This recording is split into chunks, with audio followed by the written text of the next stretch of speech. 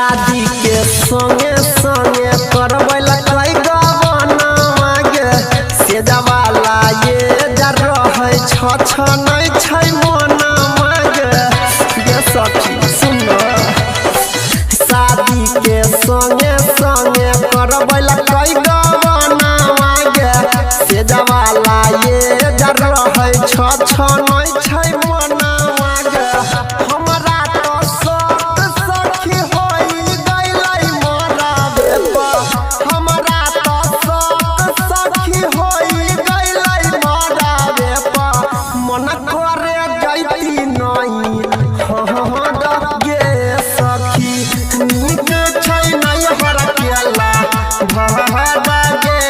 सखी। अभी आप सुन रहे हैं टेनवारी से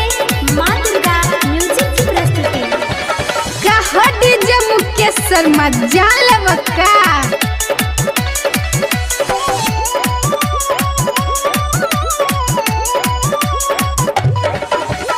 डीजे मुकेश शर्मा दुर्गा स्थान कथरा बुझाई नहीं दुख हमार सोनू पर जाती गे लागैया सौतिनिए एकर मारने छै माती गे बुझाई नहीं दुख हमार सोनू पर जाती गे लागैया सौतिनिए एकर मारने छै माती गे याद बया नील ने बुझाई मना के बिचारा बागे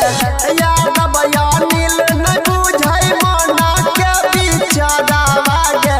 नीक छैला भर पारा बीना गे सखी नीक छै नहीं हर केला भाड़ा गे सखी देवरा तो छोट छै गे सैया मोर बहारा गे देवरा तो छोट छै गे सैया मोर बहारा गे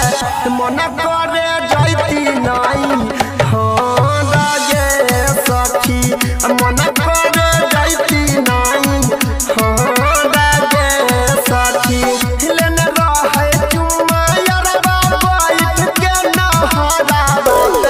हिलन रहे चुम्मा यारबा बैठ के नहरा